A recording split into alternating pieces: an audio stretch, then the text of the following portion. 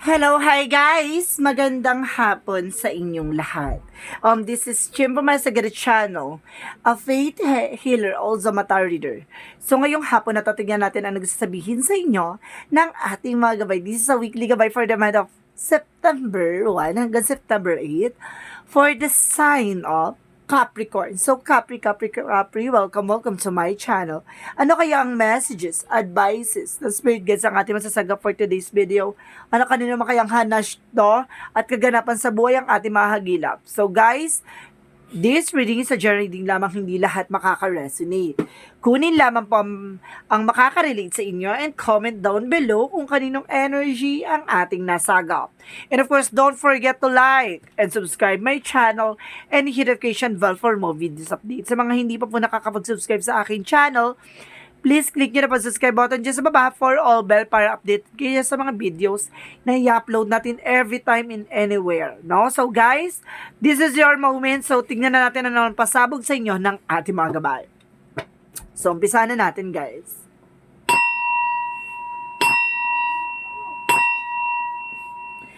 We're back! So umpisahan na natin guys. Ano ba? Ano ang pinakamensahe sa iyo ng ating mga gabay?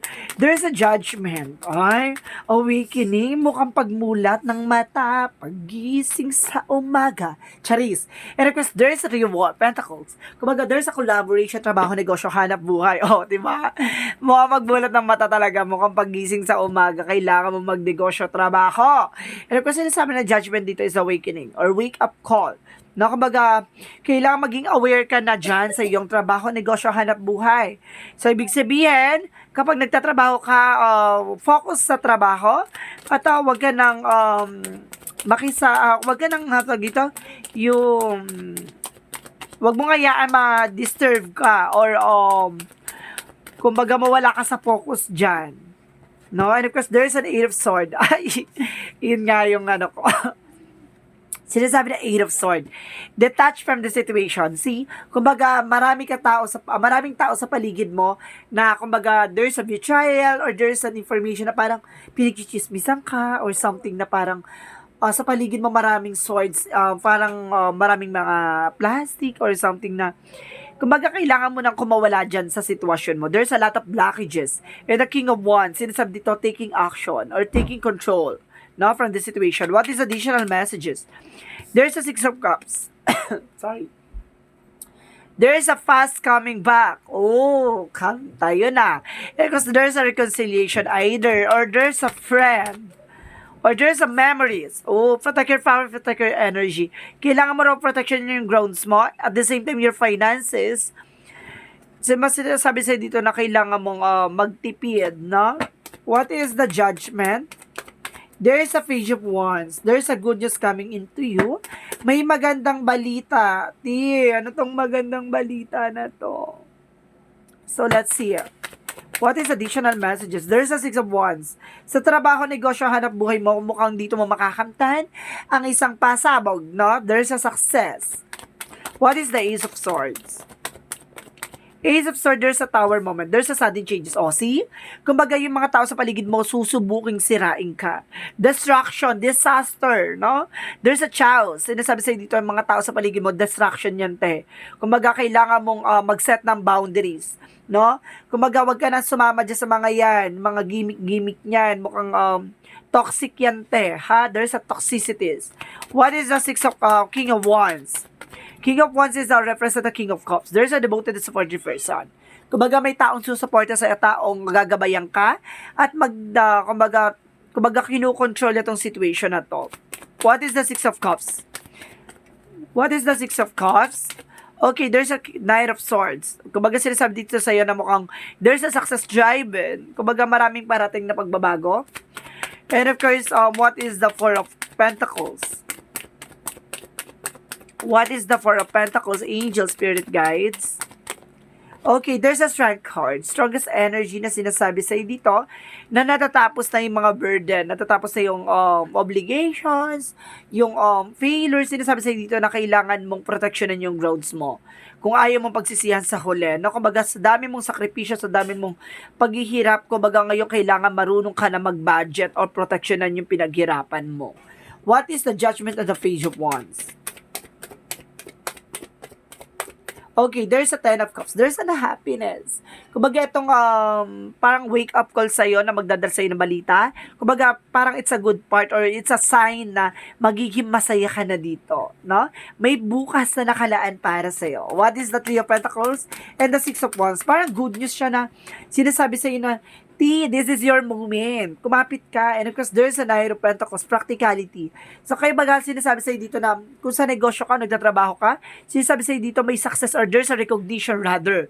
The Nine of Pentacles, parang sinasabi dito being practicality. No? Kailangan maging practical ka.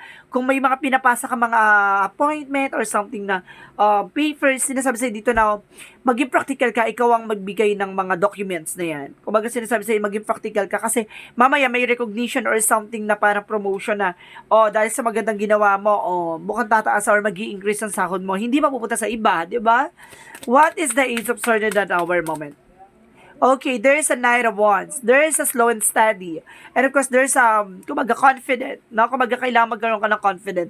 Kailangan mo pakawalan yung takot at pangamba mo. There is a fear. Fear, natatakot ka na bumagsak ka o natatakot ka masira ka. Kumbaga, sinasabi sa'yo dito, illusion yan. Or something na nagbibigay sa'yo ng tawag dito, imprisonment or you're feeling abandonment. Sometimes ganun, parang feeling sa'yo dito na kailangan mong lakasan ng loob mo. No? Kumbaga, mag-enjoy ka at pakawalan mo yung takot at pangamba. What is the King of Wands and the King of Cups? What is the King of Cups and the King of Wands? Okay, there's an Emperor. Be mature enough. I mean, of course, there's a truth revelations, no? Kumbaga, maging mature ka lang sa ginagawa mo. Or there's a mature man or woman na nandito, na sinasabi sa'yo dito, there's a revelation or there's an hidden agenda or hidden enemies. Sinasabi sa'yo dito na mukhang marami nakatagong mga revelasyon na mukhang mailalantad. The truth reveal is coming. No? What is, or there's a dreams. May mga pangarap ka dito na may isa sa katuparan. What is the Six of Wands and the Knight of Swords? There's a Three of Wands. There's a waiting for a result or waiting for a ship. Kumbaga, there's a travel by land and travel by air. Sinasabi sa'yo dito na mukhang magiging mabilis tong eksena na to inaantay mo. Kumbaga, baka mayroon kang pupuntahan na ex mo or na pupuntahan na asawa or pupuntahan na kaibigan. Sinasabi sa'yo dito na mukhang magkakaroon na ng resulta. Have a patient, no? Kalmado lang. What is the Four of Pentacles, the Strength card, and the of Wands? Get more information. Okay, there is a Five of Swords. Self-sabotage. Or strategy, no? Sinasabi sa'yo dito na mag-ingat-ingat ka sa mga binibitawan mong salita or mga binibitawang information. Baka makalagay sa isa alanganin yan. Kumbaga, baka magamit yan against sa'yo or may mga bagay na parang makuha, no? Yung uniqueness or signatures mo. So, what is the total outcome?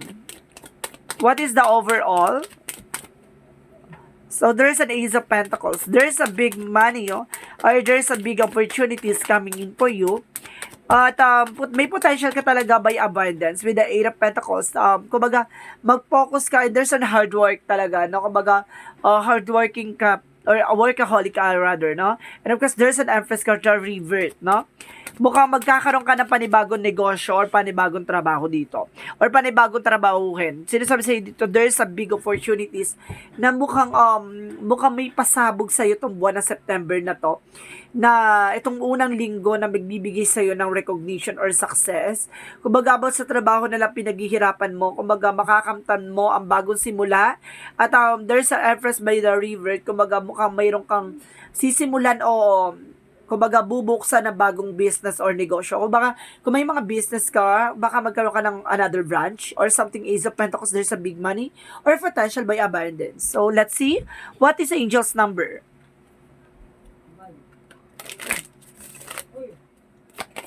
What is the angel's number? There is a 2 by norm.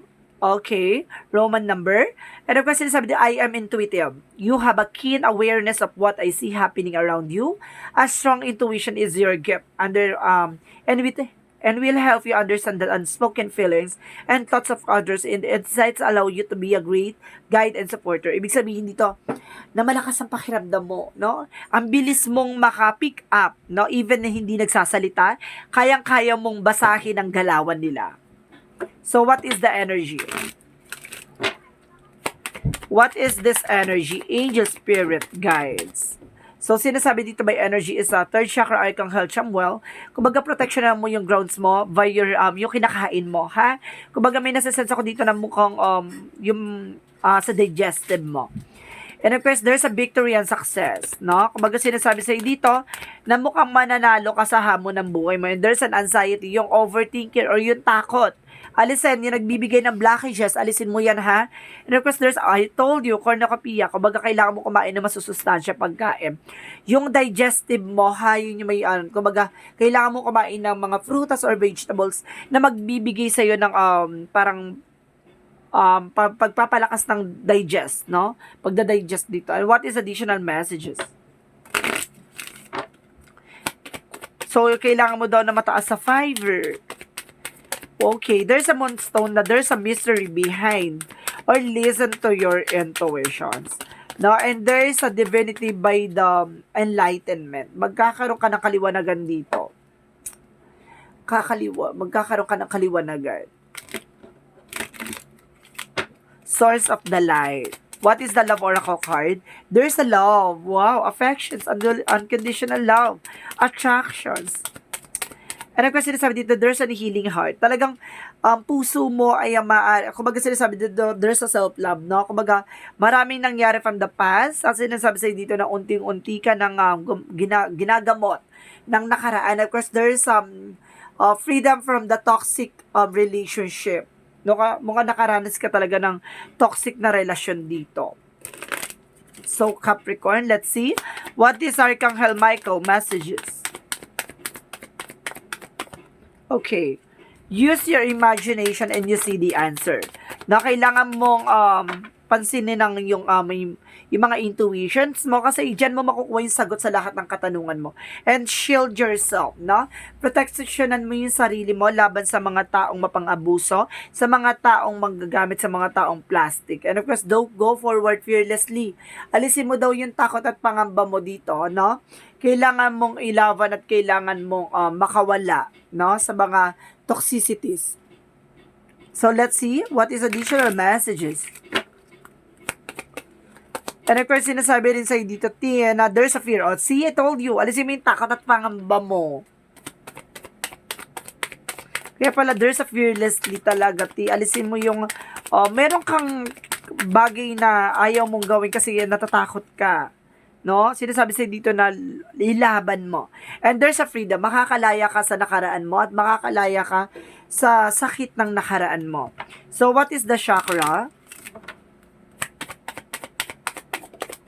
And there's a renewal. So, magkakaroon ka ng panibagong simula at panibagong eksena.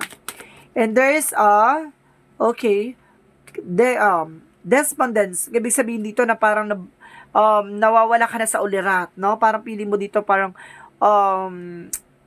kawalan na ng mundo. Parang nahihirapan ka sa situation. You're feeling stress.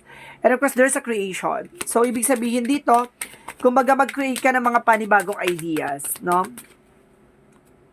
So, what is additional messages? What is additional messages? Okay. There's a study. Reading, research, and education help you to gain a confidence and clarity about your career. Kumbaga, dagdagan mo pa yung knowledge mo. And of course, sinasabi ng let go.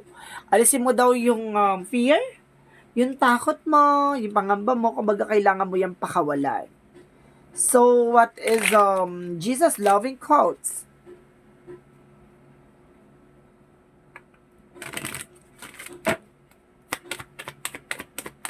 What is the Jesus loving quote? Pray always. So, kailangan mo daw magdasal palagi, ha? Baka kinukulang ka sa mga dasal-dasal, ha? Or nakakalimutan mo magdasal. Let's of course, sinasabi dito, let not your heart be troubled, neither let be afraid. So, ibig sabihin dito, wag mo daw hayaan yung puso mo ang maguluhan, no? Kumbaga, hayaan mong kusa kang matakot, no? Matakot ka na lang sa mga bagay-bagay, wag lang yung puso mo ang maguluhan. So, ibig sabihin dito, choose yung, parang, gamitin mo yung puso mo kung paano ka pumili o paano ka lumaban sa eksena. So, what is the messages of life? Kasi there's a pain. Pain is the power after the struggles. So, what is the Monsology? Monsology, sinasabi dito, look at the bigger picture. So, ibig sabihin dito, tignan mo mas magandang kahihinatnan ng buhay mo at ang sitwasyon mo. 10 years, 5 years, 10 years from now, sinasabi sa'yo dito, pag-isipan mo at tignan mo ang magiging progress and process ng buhay mo. So, what is additional messages? Be bold and make the first move. So, kailangan mong gawin at kumilos.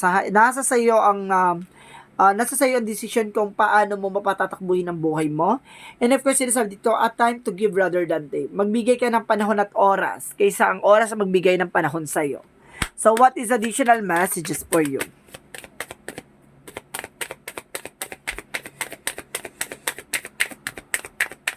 Okay. There's a swan. Demonstrate and grace and majesty. No, ipakita mo kung gaano ka kaganda. No, spread your wings to fly. So, what is the messages of life? Okay, everything changes. May pagbabago talagang magaganap sa buhay mo ngayon. So, sinasabi dito, as soft light radiates from my heart, it illuminates those around me and transform every situation I encounter. I maintain a positive attitude in spite of any difficult I may perceive. No matter the circumstances, I remain a source of true joy. Everything changes when it is bathed in the light of the divine. Ibig sabihin dito, may mga pagbabagong mangyayari sa buhay mo. Kumbaga, wag mong hayaan maguluhan ng isip at pananaw mo o ang puso mo. Hayaan mo ang puso mo ang magdikta kung ano ang talagang desisyon o kapalaran na nakatadhana para sa'yo. Kasi ang puso ang nakikipag-coordinate sa ating kay Jesus Christ at ang puso ang magdidikta kung paano ka magdesisyon para bukas. So, sinasabi sa'yo dito, kumbaga, ang pagbabago magmumula sa'yo at hindi sa ibang tao, no? Kumbaga, sinasabi sa'yo dito, wala kang ibang sisisihin kundi sarili mo sa mga desisyon mo. Kaya, wag mong hayaan magulo ang puso mo sa pagdidesisyon ng mga bagay-bagay.